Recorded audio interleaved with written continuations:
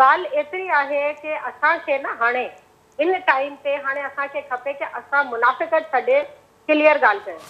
अॼु जेको असां ॾिसूं था पार्लियामेंट में एतिरी वॾी तादाद औरतुनि जी, आवाज़ अचे थी तव्हांखे? जी जी बिल्कुलु अचे पियो। औरतुनि जी जेको एतिरी वॾी असां तादाद ॾिसूं था, इहा बि औरतुनि जी हिकिड़ी वॾी जिदोजहद खां पोइ आई आहे। अॻिते वञो 2000 खां अॻु में तव्हां ॾिसो त असेंबली में तव्हां वटि केतिरी औरतूं हूंदियूं हुयूं। 2000 खां पोइ जेको लोकल गवर्नमेंट जो सिस्टम आयो, एतिरी लेडीज़ आयूं, हिकु जिदोजहद जे नतीजे में 33% लोकल गवर्नमेंट में आयूं, उन खां पोइ 17% असां सूबाई क़ौमी में आयूं। त हिकिड़ी एज औरतूं आयूं आहिनि न, त उहो बि हिकु जिदोजहद जे करे आयूं।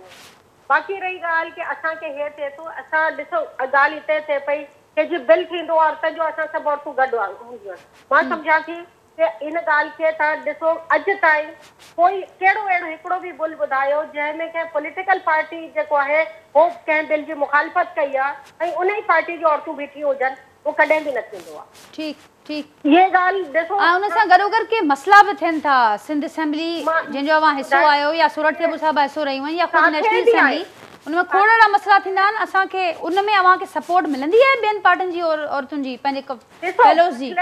हा, सिंध असेंबली में तो थोड़ो आहे कि ये तमामु सभई ऑलमोस्ट आहिनि जेको प्रोग्रेसिव पार्टीज़ आहिनि, जेके हुकूमत में हुजनि या अपोज़िशन में हुजनि, औरतुनि जी रिस्पेक्ट कंदियूं आहिनि, सभु कुझु कंदियूं आहिनि। लेकिन जेकॾहिं अगरि को पार्टी जे मुफ़ाद में इंट्रस्ट में अगरि कोई ॻाल्हि नथी हुजे न, चाहे भले औरतुनि सां ई मुतालिक़ छो न हुजे, पोइ जेकॾहिं अगरि पार्टी नथी बीहे त उतां जी औरत बि नथी बीहे।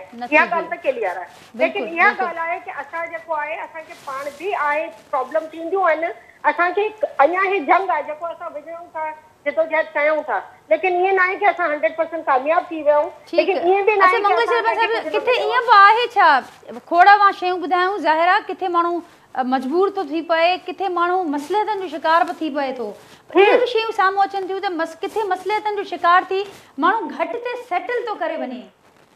मसलो आहे न, ॻाल्हि इहा आहे कि हाणे औरतुनि खे बि असां बि ज़ाहिर हिकिड़े प्रोसेस जे थ्रू आहियूं।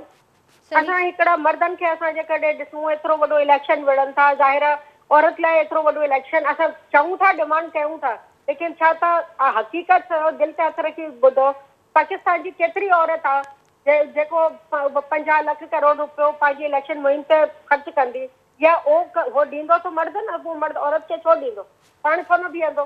त असांखे रिज़र्व सीटूं मिलनि थियूं त उन में इहा ई आहे कि असां ॿिन्ही खे ख़ुशि कंदे विच में पंहिंजी स्पेस क्रिएट कयूं था।